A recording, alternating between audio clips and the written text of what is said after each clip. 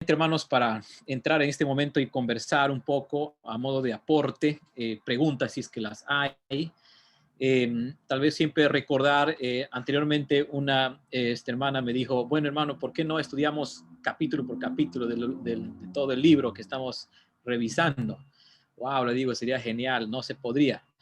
Y lo que intentamos hacer es cada martes tratar de tomar un segmento de la historia de Dios, en este caso un libro, y si es que estamos en un libro como Éxodo, podemos, como nos ha presentado nuestro hermano, se toma algunos aspectos generales para tratar de entender lo que Dios está haciendo. Entonces, solamente ese es un asunto y ya llegará el momento que podamos estudiar con más detalle, ¿no? Capítulo a capítulo. Y tal vez al final voy a presentar un resumen en base a lo que nuestro hermano ha expuesto hoy día para tratar de que podamos tener una línea fácil de leer todo Éxodo, que son 40 capítulos, que es bastante, pero realmente la historia es bien genial, ¿no? Estupenda.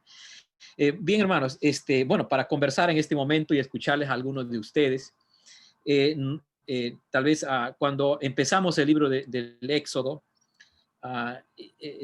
y es como si tenemos un poco de sensación, ¿no? Algo así como que, ¿y qué pasó, no? ¿Qué pasó aquí, no? ¿Dónde está Dios, no? Porque terminamos Génesis, ¿no? Terminamos Génesis con una tremenda provisión que Dios hace a través de José, ¿no? Y tenemos la muerte y ahí acaba, ¿no? Es como si Génesis estuviera diciendo, empieza con la creación, Génesis 1 y 2, y después termina con un muerto embalsamado, ¿no? Con los huesos de José. Pero ahí está la provisión. Entramos Éxodo y de pronto es como que, ¿qué pasa aquí, no? ¿Dónde está Dios? Y lo que algunos dicen cuando empezamos leyendo, a leer el libro de Éxodo es como se puede evidenciar el pacto en acción, ¿no? El pacto en acción. Diríamos, para poder escuchar a los hermanos también aquí y poder iniciar esta conversación, ¿no? Antonio, eso me parece importante reconocer esto. Empezamos Éxodo y nos damos cuenta que Dios no es que se ha olvidado del pacto. Dios más bien la guarda, ¿no? ¿Qué piensas? No, gracias por la pregunta, Jere. No, de verdad que es interesante, si uno ve la historia, en los tiempos de Dios, ¿no? O sea, ¿por qué Dios estaba guardando a su pueblo, digamos, de alguna manera protegiéndolo en Egipto? Porque no olviden que los cananeos, los filisteos, son naciones poderosas que con un pueblo muy pequeño los iban a exterminar fácilmente, ¿sí? Y otra cosa que menciona la Biblia es que todavía no se había colmados, de por decir, ¿no? Los pueblos paganos todavía, Dios le estaba dando oportunidad, ¿no? Para que cambien eso, pero ya llegó un momento que colmaron la ira de Dios y va a usar a su pueblo para ir y hacer justicia. Entonces es interesante los tiempos de Dios, ¿no? Pero sí, cómo se formó su nación, ahora ya son más o menos, dice, 600,000 hombres, ¿no? Listos para la batalla, como dice Éxodo 12:37. Entonces, pero sí, es bueno eso, ¿no? De ver los tiempos de Dios. Entonces hay que tener paciencia, hermanos. ¿Sí? Si alguien todavía no se ha casado y como yo ya pasó los 40, paciencia todavía, ¿no? Entonces, estoy hablando de cuando tenía 40 y no me casaba, ¿no? Decía, Señor, ¿cuándo? ¿No? Ya había pasado mis 40 años en el desierto ya. Es una garantía, hermanos, aquellos jóvenes que han pasado los 40, que se van a casar según la profecía de Antonio. Es una garantía, pero hermanos, pensar en esto, ¿no? Cómo Dios no se olvida, Dios está guardando su pacto.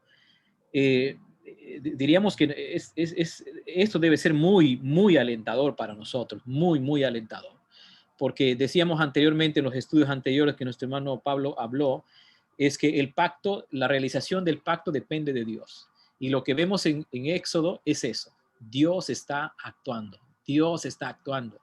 Y en este tiempo, a pesar que de repente podemos ver, entre comillas, podemos imaginar, entre comillas, que Dios no está actuando con su pueblo, hermanos, Éxodo nos debe llevar a sacar esa idea y darnos cuenta que Dios está actuando en medio de su pueblo. Bien, ¿algún? Solamente Sí. una acotación ahí importante, ¿no? O sea, nosotros estamos también igual a la espera de que se cumpla la segunda venida de este Señor Jesús, y muchos podemos pensar eso también, ¿no? Y de seguro que, como Jaré menciona, cuando el pueblo han pasado más de 400 años y todavía no se ve ninguna señal de liberación, muchos han comenzado a dudar de la existencia de Dios, porque Dios se ha olvidado de ellos. Entonces, ojo, ¿no? O sea, por eso, como dice el apóstol Pablo, estas cosas sucedieron para nosotros, para servirnos de ejemplo, ¿no? Que no caigamos en los mismos pecados de ellos, ¿no? De incredulidad o de pensar que Dios ya se olvidó de nosotros, de su promesa. Uh-huh. Otra cosa también que mencionaste, hermano Antonio, para dar tiempo a los hermanos que vayan escribiendo o levantando su mano para preguntar, es que cuando vemos los primeros 15 capítulos del Éxodo, obviamente vemos ahí, como lo has explicado, ¿no? Poderosamente Dios actuando para salvar a su pueblo. O sea, literalmente es solo por la obra y mano de Dios que su pueblo puede salir de esa esclavitud, ¿no? Termina el capítulo 15 con una nota de adoración. O sea, el hecho de salvación de la esclavitud termina en adoración, y la adoración se enfoca en lo que Dios hace, en lo que Dios ha hecho. Eso realmente me llama mucho la atención, y esto debe ayudar muchísimo también a cómo nosotros como creyentes debemos responder, ¿no? En adoración a nuestra. ¿Qué piensas, Antonio? ¿Qué piensas sobre Sí, esto? no, interesante, porque en el cántico del capítulo 15 no se menciona ni una sola vez a Moisés. Si todo está centrado en Dios, y hay fiesta, hermano, ¿no? De verdad que hasta baile, ¿no? María y, ¿no?, la hermana se ponen a danzar, ahí a festejar. Entonces, yo creo que esa es la actitud que, no digo que debemos estar haciendo fiestas, bailes, ¿no? Sino esa es la actitud que debe haber en nuestro corazón, ¿no? De gozo, de diariamente, de lo que nos levantamos, alabar a Dios y darle gracias, porque de verdad sus misericordias para con nosotros son infinitas, ¿no? Entonces, hay mucho por qué agradecerle, y me apena muchas veces, hermanos, que tomamos esa actitud como creyentes de pesimismo a veces, ¿no? O sea, de como que estamos vencidos, de que ya esta pandemia, ¿no?, se acabó con mi negocio, acabó con mi trabajo y qué sé yo. Entonces, como que si Dios ya no está, ¿no? Entonces, no. Gracias, Jared, por mencionar, ¿no? O sea, a mí me ha encantado el capítulo 15, ¿no? Porque hay ese cántico, ¿no?, de victoria, de celebración, que va a durar poco, por supuesto, ¿no? Porque luego viene todas las murmuraciones y las caídas, ¿no? Pero sí es importante exaltarle a Dios, ¿no?, por todo lo que Él es y por todo lo que Él hace. Exactamente, y es adorar al Señor por la salvación obrada en nosotros realmente debe ser siempre, es una motivación, hermanos, y todo eso lo guardamos en un sentido, diríamos, de puntual cuando venimos a la cena, ¿no? Estamos siempre enfatizando a Cristo, a nuestro Salvador, no en nosotros, sino en el Señor. Entonces, debes recordar mucho este capítulo importante para entender esto. Pero también a lo que has mencionado, Antonio, es de que avanzamos en el capítulo 16, 17, 18. Ahí encontramos una serie de dificultades que pasa el pueblo y cómo Dios viene proveyendo a su pueblo y ha salvado, ¿no? Porque el pueblo de Israel ya está salvo, ¿no? Ya salieron de la esclavitud. Una tremenda adoración por los hechos de salvación de Dios, y los capítulos que siguen, por un lado, no desaparecen el hecho de que ser salvos por Dios, no desaparece que van a sufrir, pero Dios está proveyéndoles, ¿no? Algo de eso has mencionado en tu exposición. Sí, gracias, Jeremías. De verdad que, hermanos, aquí encuentro una lección muy importante para los ancianos, para los líderes, ¿no? O sea, Dios fue sabio en hacerle esperar tanto tiempo. 80 años demoró la formación de Moisés, 40 en el palacio del faraón, 40 ¿no?, con su suegro, en fin, en el desierto. Pero para mí es increíble el carácter que Moisés tiene no digo que tenemos que esperar 80 años para tener el carácter de Moisés, no, pero cuando la gente quiere apedrear a Moisés y empieza a quejarse, Moisés entiende que no es contra él con quien se están quejando, sino contra Dios. Pero lo que a mí me gusta de Moisés es que lejos de matar a la gente como lo hizo con el egipcio 40 años antes, él va a Dios. Dice Éxodo 17, versículo 4, entonces clamó Moisés a Jehová diciendo, ¿no? ¿Qué haré con este pueblo? De aquí a poco me apedrean, pero lo que él hace va al lugar adecuado, a la persona indicada. O sea, no, cuando murmuran, cuando la gente se queja, él no se enfrenta, no pelea, no trata de defenderse, sino va ante Dios. Y eso va a ser su actitud durante todo el tiempo en el desierto, ¿no? Ir a Dios. Entonces, ojalá también nosotros aprendamos eso, ¿no? Cuando tenemos una dificultad, un problema, no ir a echar la culpa al hermano o al familiar o qué sé yo, sino ir a Dios, ¿no? Entonces, eso me gusta bastante de Moisés, ¿no? O sea, se ve que ha madurado un montón, un montón. Sí, mientras los hermanos todavía siguen preparando, están pensando en sus comentarios, los hermanos, así que vamos a darles tiempo todavía. Pero también otra cosa que mencionaste, Antonio, y podrías ampliar un poquito más esto, es de que algo mencionaste en relación al pueblo de Dios en cuanto a estar en un lugar equivocado. Estaban en un lugar que no les corresponde porque Dios les va a guiar a la tierra prometida. Pero Éxodo empieza cuando el pueblo de Dios está esclavo y termina Éxodo con el tabernáculo. Eso es bien interesante, ¿no? Porque ahí hay una relación entre el pueblo de Dios está en un lugar que no debe de estar y cuando Dios les saca y ahora se habla del tabernáculo, ¿no? De esa presencia de Dios, algo de eso mencionado también, ¿no? Sí, de verdad que hermanos, esto me desafía bastante a mí. Los que tenemos familia, anhelamos tener muchas comodidades para nuestra familia, como un techo, que no está mal, ¿no? Pero me parece que a veces enfocamos tanto en las cosas de esta vida que olvidamos lo que dice la palabra de Dios, que simplemente somos aves de paso, ¿no? Que nuestra morada no es aquí en este mundo, sino en nuestra patria celestial, y eso como que no nos ayuda a darnos cuenta de lo que Dios tiene para nosotros, ¿no? Porque, claro, si yo me doy cuenta que no tengo una casa, no tengo un auto como tienen otros, o sea, y entonces como que me voy a sentir frustrado. Pero si yo entiendo que simplemente estoy de paso en este mundo, ¿sí? Y Dios me está llevando a la patria celestial, entonces ya va a ser más llevadera nuestro desierto, ¿no? Porque eso es la misma analogía, ¿no? O sea, la vida cristiana es como ese tránsito del pueblo de Dios del desierto a Canaán, ¿no? Ese lugar que fluía leche y miel. Igual nosotros también estamos pasando ese desierto y vamos a llegar a ese lugar hermoso que es la Nueva Jerusalén, ¿no? Que ahí sí ya pues se terminará todas nuestras aflicciones, todos nuestros sufrimientos. Entonces ahí es lo que has mencionado anteriormente como Cristo, ¿no? Haciendo este nuevo éxodo por medio de él, ¿no? Rescatando al hombre y llevándolo, ¿no? A este lugar celestial. Hermanos, ahí hay varias cosas que hay mucho, porque podemos seguir hablando sobre esto, pero es increíble este libro, cómo se conecta con todo lo que viene en el Nuevo Testamento. Y a ver, hermanos, todavía no veo ninguna pregunta en el chat, a no ser que de repente a los anfitriones les ha llegado alguna pregunta, pero pueden hacerlo, de repente lanzarlo o levantar la mano ahí para algún aporte, alguna pregunta y seguir conversando. Si no, yo sigo conversando con Antonio. Ya. A ver, hermanos,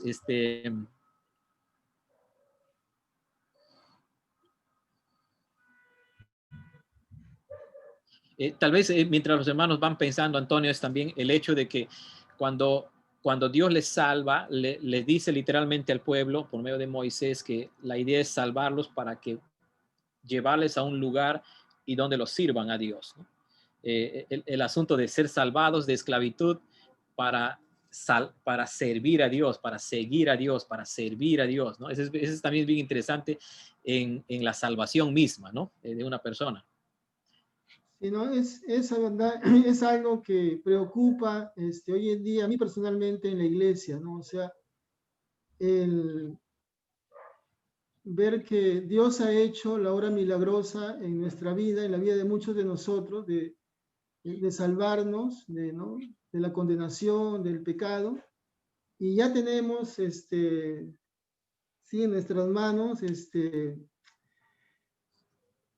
don inmerecido de parte de Dios, y nos quedamos como si nada hubiese pasado, ¿no? O sea, vivimos la vida cristiana como que sin nada, o sea, entonces a mí me preocupa, ¿verdad? Yo, o sea, todos los días yo estoy orando, Señor, ¿en qué quieres que te sirva? Señor, ¿qué quieres que haga? Señor, guíame, ¿no? A quién debo ayudar, a quién debo servir. O sea, entonces veo que Dios me ha salvado con un propósito, ¿no? Entonces a veces me siento, de verdad, ¿no? Bastante impotente de no poder hacer más para el Señor, pero una de las cosas que más le agradezco, no es por jactarme, pero una de las cosas que yo le agradezco a Dios es que buena parte de mi juventud, o sea, se le ha dado a Él en su servicio, o sea, y me gustaría seguir haciéndolo, o sea, hasta el final de mi día, ¿no? O sea, porque, pero de verdad, o sea, me preocupa cuando veo un creyente que no hace nada, ¿no? Que está tranquilamente ahí en su casa, es creyente, pero está ahí sentado, o sea, y digo, bueno, pero Dios le ha dado dones, al igual que a todos nosotros, ¿no? Entonces, sí, de verdad, deberíamos, hermanos, comprender que Dios nos ha salvado, como dice Jared, con un propósito, no solamente de llevarnos al cielo, sino también de ser luz, de ser un testimonio vivo de Él en este mundo. Uh-huh. Así es, Antonio, sí, eso realmente es bien desafiante, pensar en esto, en nuestra salvación por gracia, por obra del Señor, por medio de la fe en Cristo, y somos salvados para rendir nuestra vida al Señor, para dedicar nuestra vida al Señor, y eso vamos a ver a lo largo, después del resto de las historias que vamos a ir viendo, que el pueblo de Dios obviamente no fue, diríamos, nada obediente, ¿no? Nada obediente en esto, y es obviamente reflexión también para nosotros hoy en día. Bien, hermanos, ¿algún comentario, de pronto algún aporte que quieran hacer alguno de Una ustedes? pregunta, hermanos. Adelante, Mario. A ver, sáqueme de una duda. ¿Las 12 tribus se forman en Éxodo? No, hermano, en Génesis. En Génesis, ¿no? Al final. Sí, en Génesis. Sí. Lo que luego va a hacer Dios es ordenar ya, ¿no? Cómo van a ir a Canaán, ¿no? Pero no, la formación en sí empieza con Abraham, ¿no? Desde ahí empieza ya Dios a formar su pueblo, ¿no? Ya, y dime algo, pero vemos en Éxodo, en el Éxodo, las 12 tribus se formaban y levantaban su campamento, se movían separados por tribus, ¿no? Sí, no, pero ya Ahora, no, hermano, no es que quiera evadir su pregunta, pero esa es tarea para la próxima semana. La próxima semana vamos a estudiar números y Levítico, ¿sí?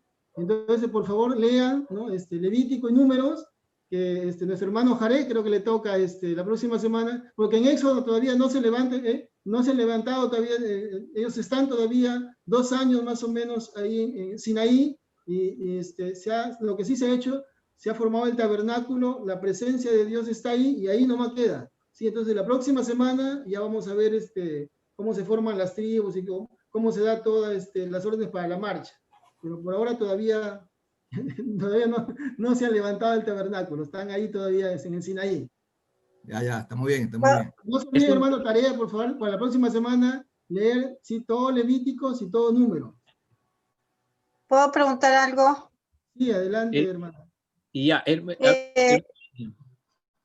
a raíz de lo que está diciendo Mario, quiere decir que, porque yo también tengo esa duda, ¿no? Todas las 12 tribus están en ese camino, pasan en el desierto los 40 años. Amén, hermana, así es. Ok, me quedó más, porque eso era para mí un champú. Cuando Jacob va con su familia a Egipto, más o menos eran 70. Cuando salen de Egipto ya son más de 2 millones de personas. Y esas 2 millones las están conformando justamente las 12 tribus. Ahí está, sí, yo me acuerdo de la repartición que hace Jacob digamos, por nombres, por cada hijo y por zonas. Prácticamente les iba a dar zonas, ¿no? Sí, sí. Pero no sabía si todas estaban juntas. Todos estaban juntas ahí, ¿no? Y por eso dice que cuando están saliendo son 600.000 varones. Entonces, no se sabe la cantidad exacta, pero haciendo un aproximado son más de 2 millones de personas que justamente están conformados por todo el pueblo hebreo, ¿sí? Por las 12 Qué tribus. maravilla. Ok, paso. Ya. Ahora, perdón, la pregunta es cómo hizo Dios para alimentar a toda esta cantidad de gente en el desierto, ¿no? Ustedes saben. Ay, ¿cómo alimentó a 3,000 con 5 pescados? No, de verdad que es asombroso, ¿no? O sea, Wow. cómo Moisés pudo liderar toda esta cantidad de gente, ¿no? A través de 40 años en el desierto, ¿no? Si Wow, ustedes es me dicen, increíble. en una ciudad con todas las comunidades, bien, pero en el desierto, con toda esta cantidad de gente, de verdad, solamente la mano de Dios pudo hacer algo así, ¿no? Aquí tengo algunas intervenciones ya.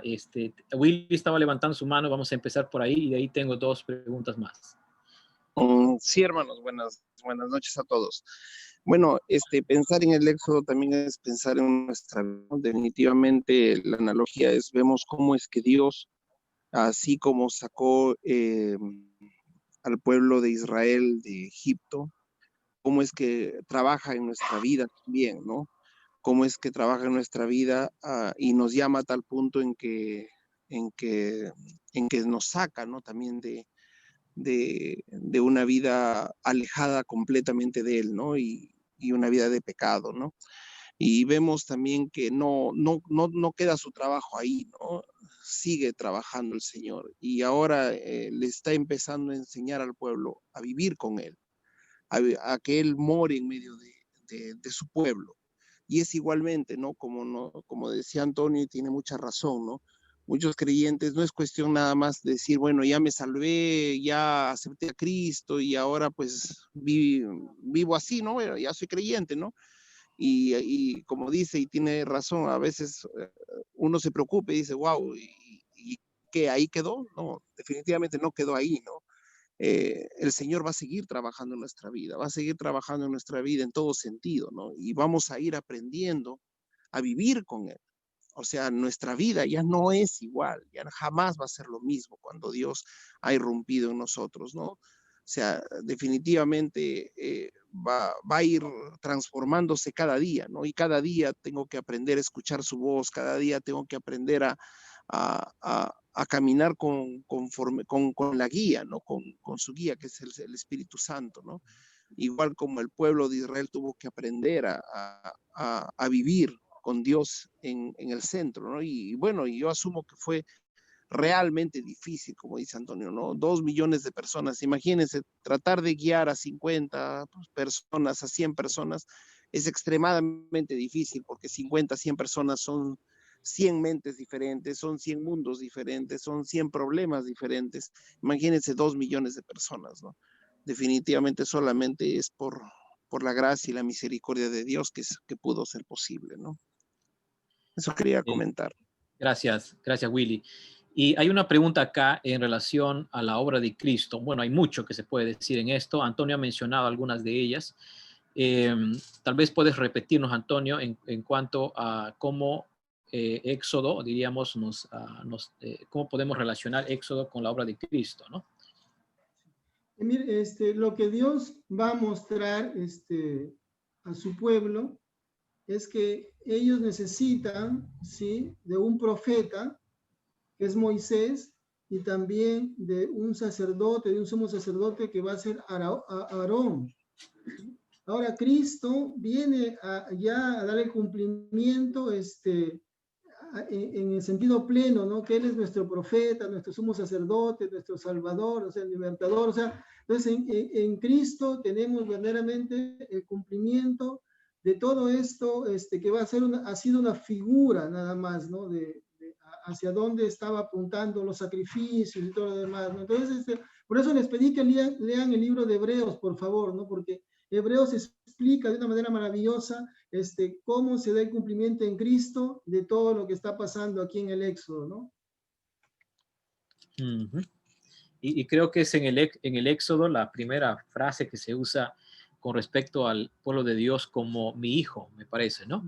Y después esto va a tener una enorme relación en relación a Cristo, ¿no?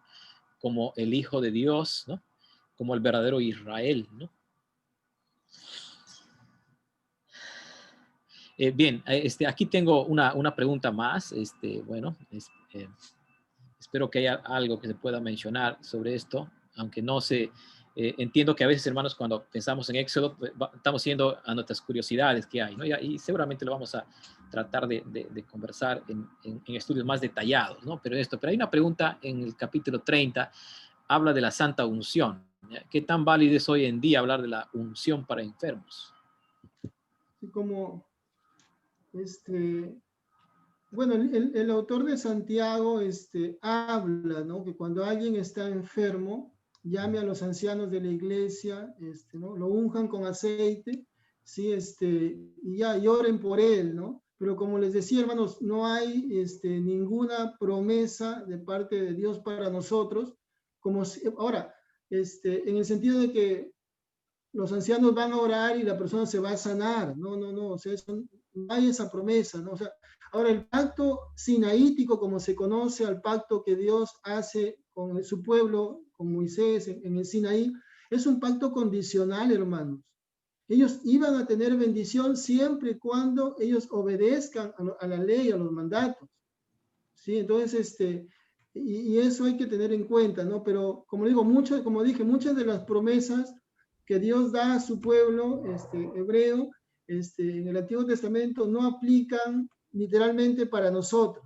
¿Sí? Eso está muy claro, hermano. Entonces hay que tener mucho cuidado, ¿no? Es más, hay algunas leyes, como sabemos, como son las leyes ceremoniales, que ya por supuesto Cristo las cumplió con su sacrificio perfecto, único en la cruz del Calvario, y ya no necesitamos ya llevar más sacrificios de animales, ¿no? que se mencionan en la ley, ¿no? Entonces, eso, bueno, lo va a tocar también nuestro hermano de manera, en una lección especial, ¿no? En cuanto a los 10 mandamientos, al tabernáculo, pero para entender un poquito, ¿no? O sea, hay cosas que ya no aplican para la iglesia, ¿no? Que están en la palabra de Dios, pero hay que entenderlas en su contexto, ¿no? Si leemos bien, dice que Dios se las dio para su pueblo, ¿sí? Entonces, si es que, por ejemplo, alguien no quiere comer cerdo porque se menciona un animal impuro ahí, entonces, bueno, lo siento, ¿no? Pero no ha leído el Nuevo Testamento, ¿no? Entonces esperaremos que estudiemos el Nuevo Testamento. Bien, hay alguien más que está levantado. Estéfano, adelante, Estéfano.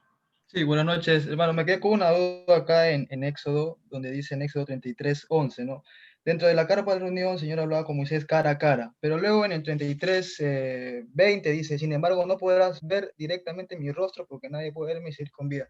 ¿Cómo se puede interpretar eso? Porque dice cara a cara y luego dice, no podrás verme, me queda un poco de duda. Pablo nos va a ayudar con esta pregunta, ¿no? Yo también hice la misma pregunta porque no lo sé, así que les pregunté, ¿no? ¿Cómo piensan que Dios se comunicaba con Moisés? ¿Se acuerdan al comienzo que les hice esa pregunta? Así que si Pablo nos puedes ayudar un poquito, por favor, con esta pregunta.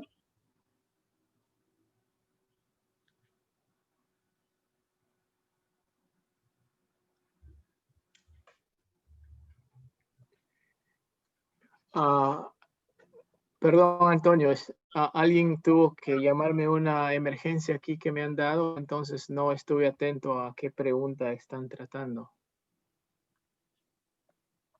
Fano, ¿puedes hacer la pregunta de nuevo, por favor? Claro, sí, no, es que en Éxodo 33:20 se dice que Moisés hablaba cara a cara con Dios, y luego Dios le dice a Moisés que no podrás verme directamente en mi rostro porque nadie puede verme y seguir con vida.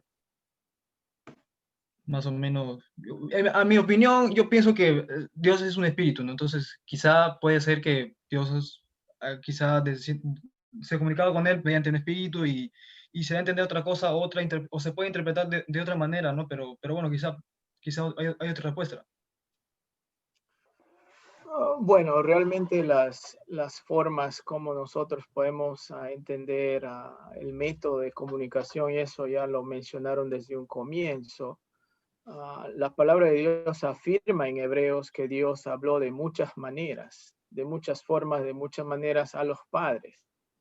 Hablando de los profetas, en este caso reconocemos que Dios habló claramente con Moisés.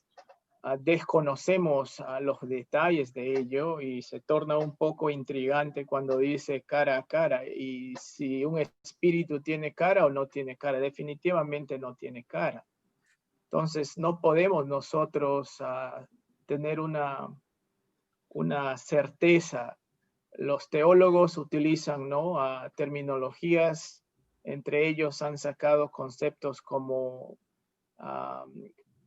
términos como el antropomorfismo, no solamente que Dios en ciertas oportunidades tomaba formas humanas o apariencia humana. Uno de ellos sería la manifestación preencarnada de Cristo, ¿no? Sería una cristofanía.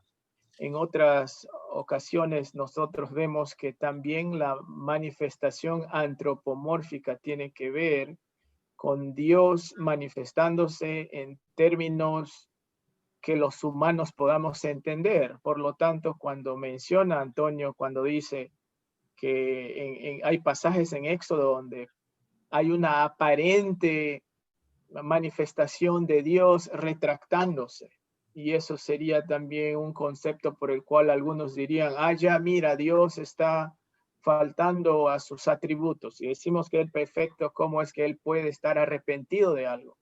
Son manifestaciones otra vez antropomórficas, o sea, formas humanas en las cuales nosotros podamos entender. Y eso lo vemos claramente, ¿no? Jesucristo se manifestó en el Antiguo Testamento en su estado preencarnado, y eso es lo que conocemos como cristofanías, el ángel de Jehová, siendo una forma visible de cómo Dios se manifestó. Bueno, eso es lo que podría decirles, ¿no? Me quedaría con el concepto entonces antropomórfico, de tal manera que nosotros entendamos como humanos que Dios se comunicaba. Ir al detalle de que si le vio la cara, yo ninguno creo podría explicar ese tipo de concesión, pero sí que Dios se comunicó definitivamente. Un elemento más, ¿no?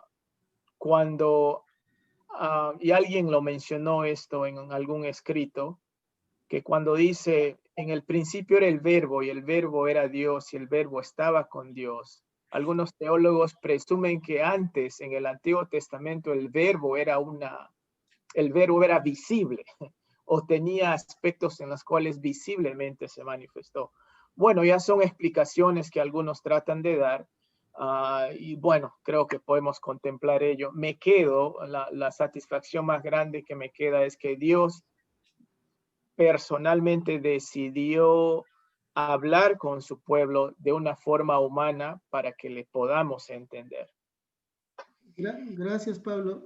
Solamente, Fano, yo te animaría a que, y a todos nosotros, ¿no?, a que tengamos bastante cuidado, porque he escuchado a profetas de Dios, a estos apóstoles, decir que Dios les habla de manera audible, y es interesante las cosas que les dice, ¿no?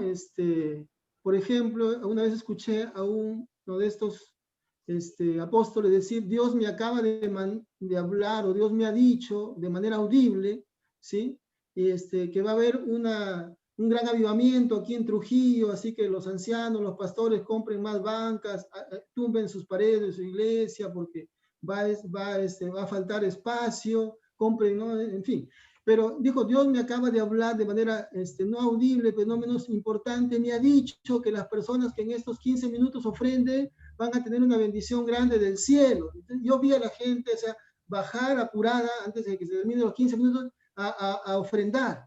Entonces, manipulan mucho cosas como estas de cómo Dios habló en la antigüedad para su beneficio. No, yo no dudo de que Dios puede hablarnos hoy en día, no solamente a través de su palabra, ¿no? Sino de otras maneras, porque es Dios, es el mismo de ayer, hoy y siempre, ¿no? Pero yo dudaría mucho, ¿no? De personas que me dicen así, Dios me ha hablado de manera audible y me ha dicho cosas que contradicen a su palabra, ¿no? Entonces, eso no, hay que tener mucho, mucho cuidado, ¿no? Con estas personas que hacen un mal uso de las escrituras, como veíamos el domingo, ¿no? Peligrosísimo la palabra de Dios en las manos equivocadas.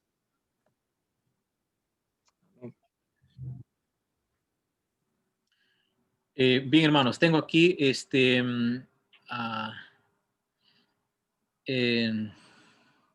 una última pregunta, Antonio, para ir redondeando algunas ideas.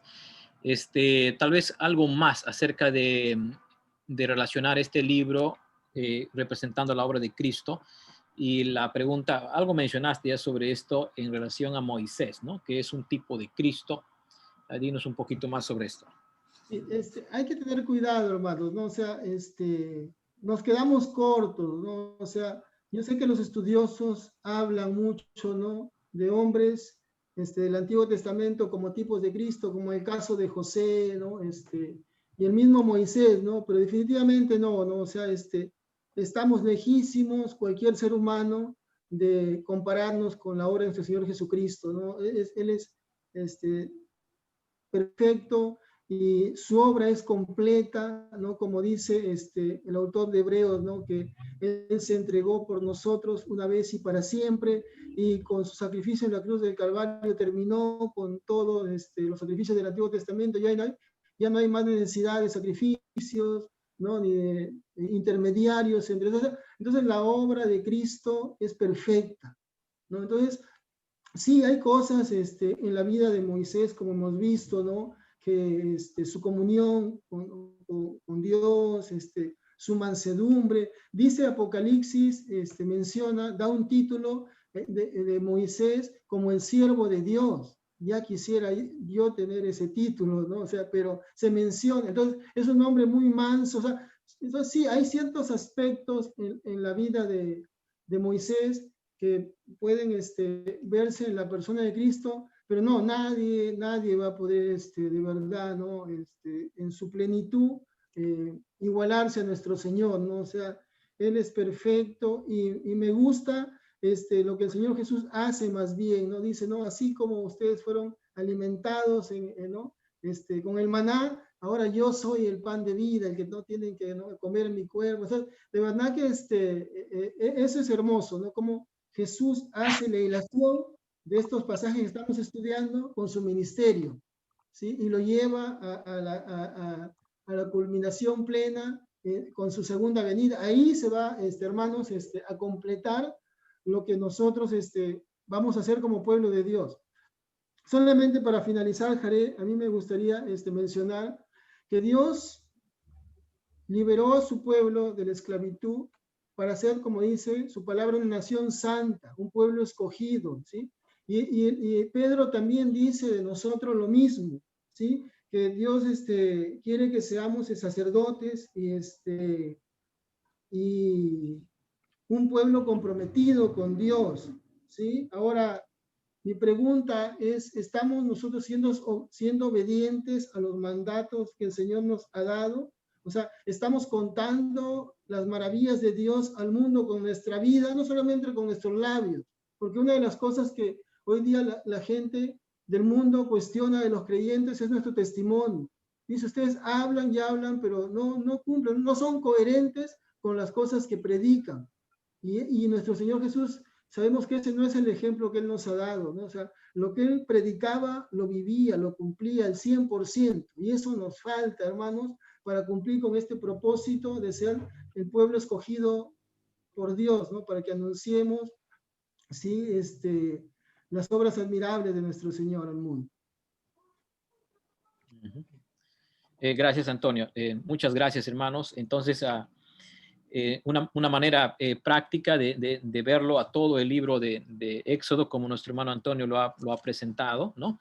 Podemos ver ahí la progresión desde el capítulo 1 hasta el capítulo 15. Tenemos ahí el pacto en acción, ¿no? De ahí tenemos cómo Dios va proveyendo a su pueblo y ha salvado.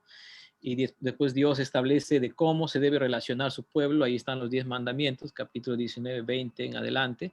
Y después tenemos la construcción del tabernáculo, ¿no? Las indicaciones, y termina el tabernáculo construido y la idea es que Dios está habitando en medio de su pueblo. Entonces ahí tenemos todo el éxodo, ¿no? El pueblo está al inicio esclavo, Dios le libera con la finalidad de Dios habitar en medio de su pueblo, ¿no? En medio, y tener esa cercanía con Dios. Entonces es un hermoso libro, hermanos, para seguir reflexionando, porque eso se va a ver con mayor claridad ya en la obra de Cristo, ¿no? En el Nuevo Testamento. Tenemos una hermosa imagen de lo que esto se mirará con mayor claridad en el Nuevo Testamento. Bien, hermanos, entonces a seguir animándoles, a seguir estudiando la palabra del Señor. Les animo a que puedan seguir leyendo los libros que continúan, porque vamos a continuar con el Éxodo, o sea, la salida, ¿no? Estamos ahí en el libro de Levítico, Números, y de ahí vamos a ir hasta Deuteronomio. Y de ahí vamos a entrar a otra parte del estudio que venimos teniendo los martes. Bien, hermano, vamos a terminar dando gracias al Señor por esta noche, y que podamos seguir disfrutando de la palabra del Señor y de la comunión en el estudio de su palabra. Bien, vamos a terminar entonces dando gracias al Señor esta noche. Antonio, despidan de una vez en oración. Amado Dios y nuestro buen Padre Celestial, queremos pedirte perdón, Señor, por nuestra incredulidad, Señor. Es fácil señalar al pueblo en el Éxodo, Señor, por su mal comportamiento para contigo, pero nosotros también muchas veces nos portamos mal contigo, Señor. Somos ingratos, nos has salvado, nos has dado algo que no merecíamos, Señor, como es la vida eterna, Señor, el gozar por la eternidad contigo, Señor, ahí en esa casa, en esa morada que tú estás preparando para nosotros, Señor Jesucristo. De verdad que nos en tu palabra, Señor, porque solamente ella puede cambiarnos, Señor. Gracias por tu Espíritu Santo que nos has dejado, Señor, para ayudarnos en este caminar, Señor. De verdad que muchas veces pensamos que la vida cristiana va a hacernos las cosas más fáciles y vamos a estar felices sin problemas, pero sabemos que no es así, Señor. Pero también sabemos, Señor, que todo tiene un propósito y tú nos has salvado, Señor. Y nos tienes todavía aquí, Señor, para hacer luz, Señor. El mundo está agobiado, Señor, está apenado, Señor, porque no te conoce. La gente anda, Señor, sin un propósito en su vida, Señor, sufriendo. Y nosotros que te tenemos a ti, Señor, somos los instrumentos que tú quieres usar, así como usaste a Moisés, Señor. Quizás somos faltos de palabras como él, Señor, pero tú puedes hacer tu obra, Señor, en nosotros, y solamente estamos dispuestos a obedecerte, Señor, a seguirte. Gracias por la iglesia, por este pueblo, que aún con todas nuestras limitaciones, Señor, tú estás en medio de nosotros, guiándonos, y oramos, Señor, para que seguir creciendo cada día, Señor, más y más. En el nombre de Jesús, oro por cada uno de mis hermanos, Señor, para que seamos desafiados a imitarte, Señor Jesucristo, cada día. En el nombre de Jesús te pedimos esto. Amén.